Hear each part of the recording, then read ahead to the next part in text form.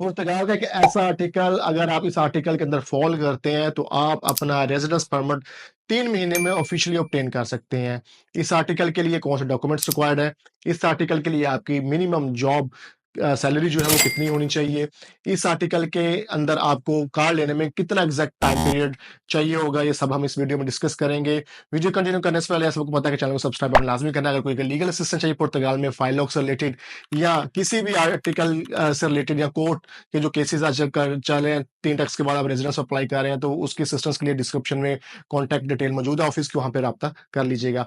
अगर मुझसे रब्ता करना चाहते हैं तो इंस्टाग्राम पे मैसेज कर दीजिएगा, लेकिन हेलो है ना कीजिएगा प्लीज, जो बात हो वही लिखिएगा ताकि आपका भी टाइम सेव हो, मेरा भी टाइम सेव हो। अच्छा भाई, बात करते हैं पुर्तगाल की इमिग्रेशन की। पुर्तगाल की इमिग्रेशन आजकल पूरी दुनिया में फेमस है। बहुत से लोग जो ऐसी डेवलप कंट्रियों में रह रहे हैं वहां से भी मूव करके वो लोग इधर आ रहे हैं, क्योंकि उनके लिए ये वेदर अच्छा है। जैसे ऑस्ट्रेलिया, कनाडा, इंग्लैंड की बात की जाए, यूएस का, इंग्लैंड, इन बड़ी कंट्रीज की बात की, जर्मन हो गया, इन कंट्रीज के अंदर अगर आपको सैलरीज अच्छी मिल रही हैं तो एक्सपेंसेस भी उतने ज्यादा हैं। तो लोग क्योंकि जो बिजनेसमैन है या कोई रिटायर्ड जो पेंशन लेते हैं लोग, उनके लिए ये वाला जो कंट्री है पुर्तगाल बेस्ट है। एक तो वेदर के हिसाब से, दूसरा इनको सस्ता पड़ता है। तो यहाँ पे इमिग्रेंट्स का रुझान बहुत ज्यादा हो चुका है अभी आफ्टर कोविड। तो बहुत ज्यादा इमिग्रेंट्स, सारे पढ़े लिखे इमिग्रेंट्स भी आ रहे हैं।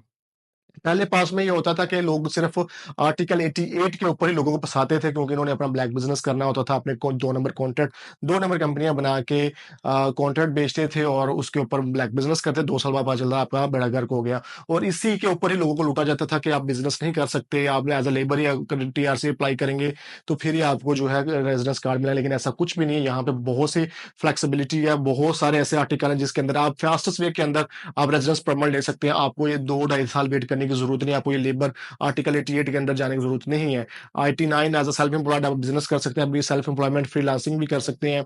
और भी आर्टिकल्स हैं जिसके अंदर आप जाके IT 91 है, 92 है, 122 है, 122G के, इस तरह बहुत से आर्टिकल्स, बहुत सी कैटेगरीज हैं। सबको हम वन बाय वन हम डिस्कस करेंगे। लेकिन आज हम जिस आर्टिकल को डिस्कस करना चाह रहे हैं ये हाईली स्किल्ड लोगों के लिए होता है, जिसमें आपको सैलरी जो मिनिमम है 1750, लेकिन अभी मेरे ख्याल से मिनिमम सैलरी बढ़ी है, तो ये 1800 के अराउंड होगी होगी सैलरी। मुझे एक भाई ने कांटेक्ट किया भाई कि हम 3 लोग हैं और हमारी जो सैलरी है मेरे ख्याल से 1800 या 1850 के अराउंड उन्होंने मुझे बोली थी। तो भाई अगर आप इतनी सैलरी है तो आप की जो फाइल है वो आपको लॉक करवाने की जरूरत नहीं है। यहाँ पे लोग कंफ्यूज होते हैं कि भाई हमें आर्टिकल 90 के अंदर, इसको आर्टिकल 90 बोलते हैं, हम आर्टिकल 90 के अंडर फॉल कर रहे हैं, तो हमें फाइल लॉक करवाने का सिस्टम पता नहीं चला कि फाइल लॉक कैसे होगी। और ना ही ऐसे जो लोग हैं यहाँ पे, बहुत से ऐसे लोग हैं जो बेचारे इन लोगों के पीछे लग के आर्टिकल 88 में फंस गए।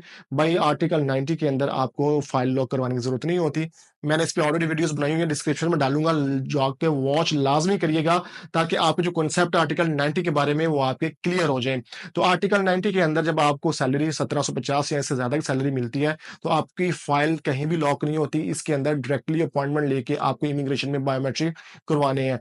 नॉर्मली आप जब बायोमेट्रिक के ऊपर जाना, नॉर्मल इन्फॉर्मेशन दे दूं, बाकी डिटेल डिस्क्रिप्शन के अंदर जो लिंक्स है उधर मौजूद है, कि आपको मिनिमम 3 सैलरी स्लिप्स चाहिए होती है, कम से कम 3 टैक्सेस आपके इस पे, इस जॉब के ऊपर आपके पे होने चाहिए, और 3 सैलरी स्लिप्स आपके पास होनी चाहिए, तो भाई आपके बायोमेट्रिक हो जाएंगे। अब बात यहाँ पे आती है, कुछ लोगों को नहीं पता, क्योंकि लोगों को आर्टिकल 88 का ही पता था, आर्टिकल 88 क्या है, 88 क्या है, 88 क्या है, लेकिन आर्टिकल 90 के बारे में बिल्कुल इन्फॉर्मेशन नहीं है। उसके डॉक्यूमेंट्स क्या होने चाहिए, क्या नहीं होना चाहिए। अगर आप उसमें लीगल असिस्टेंस चाहिए तो डिस्क्रिप्शन में ऑफिस के नंबर पर कॉन्टैक्ट कर लीजिएगा। आर्टिकल 90 के अंदर आपको लंबी लाइन के अंदर, लंबी क्यू के अंदर लगने की जरूरत नहीं होती। बहुत से लोग आते हैं, कहते हैं यार कि आर्टिकल 90 क्या हम इसमें फॉलो कर सकते हैं, हम क्यों ना एक मैं पास्ट में ऐसा भी हुआ मार्केट के अंदर, लोगों ने 5,000 5,000 यूरो के कॉन्ट्रैक्ट बेचे हैं आर्टिकल 90 के लिए, लेकिन हर बंदा इसके लिए एलिजिबल नहीं होता। इसमें एलिजिबिलिटी के लिए जो मेन क्राइटेरिया, उसमें आपकी ग्रेजुएशन की डिग्री होनी चाहिए, टेक्निकल वर्क आपको आना चाहिए, या फिर आप किसी कंपनी के एज अ डायरेक्टर, सुपरवाइजर या इस तरह आप अपॉइंट होते हैं, या फिर आप एजुकेशनल सेक्टर के अंदर आप जॉब करते हैं, या टूरिज्म सेक्टर के अंदर जॉब करते हैं, तो फिर भी आप आर्टिकल 90 के लिए एलिजिबल हो जाते हैं। अब लोग यहाँ कहते हैं कि हम आर्टिकल 88 में फाइल लॉक करके और हम मुझे नॉर्मल कंपनी का सैलरी बढ़ा के तो हम अपना आर्टिकल 90 में फॉल करेंगे, वो ऐसा नहीं होता।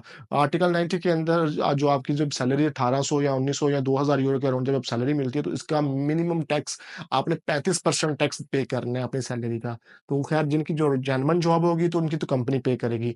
जो भाई ये कह रहे हैं कि हम खुद से कर लेंगे सारा, ये एक बड़ा एक्सपेंसिव प्रोसीजर हो जाता है, जो कि मैं किसी को रिकमेंड नहीं करता। इस पे कम से कम आप मिनिमम भी रखें तो 7 से 800 यूरो आपका टैक्स जाता है।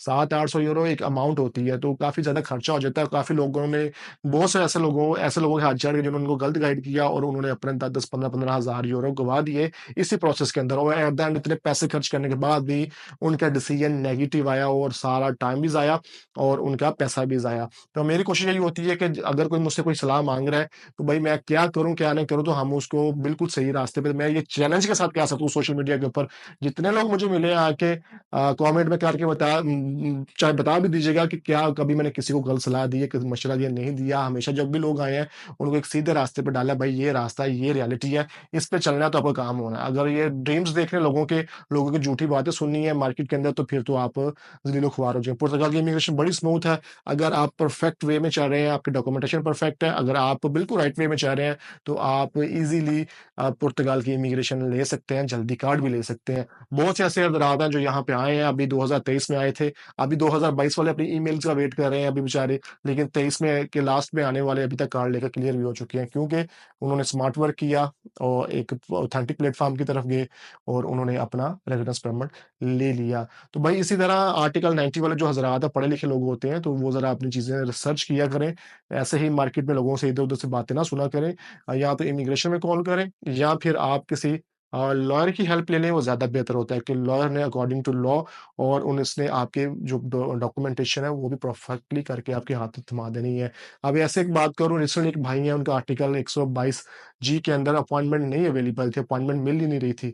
तो लॉयर के पास गए हैं, लॉयर ने बिल्कुल 10 दिन बाद ही अपॉइंटमेंट लेके दे दिया और उस भाई के ये 19 को फिंगर है, पेशकश लिस्बन का एक एरिया, वहाँ उस सेक्ट के अंदर बायोमेट्रिक है उनके। तो इसलिए एक प्रोफेशनल बंदा जो होता है, वो जो जो लॉयर्स हैं, इनके पास एक्सेस होती है, इनके पास रास्ते होते हैं, कनेक्शंस होते हैं, ये कुछ ना कुछ करके आपको फास्टेस्ट ट्रैक के ऊपर डाल सकते हैं। तो ये था आर्टिकल 90 के अंदर भाई आपकी फाइल लॉक नहीं होती। आपने सीधा इमिग्रेशन में जाना है, वहाँ पे बायोमेट्रिक करवाने हैं और अपना कार्ड रिसीव करना है। वीडियो को शेयर भी कर दीजिएगा, जो लोग आर्टिकल 90 के रिलेटेड कन्फ्यूजन है, उनकी कन्फ्यूजन भी दूर हो जाएगी और लोग जाके डिस्क्रिप्शन में जो लिंक है, वो भी वॉच कीजिएगा। आर्टिकल 90 से रिलेटेड मिलते हैं नेक्स्ट वीडियो में नए टॉपिक के साथ जी। अल्लाह हाफ़िज़।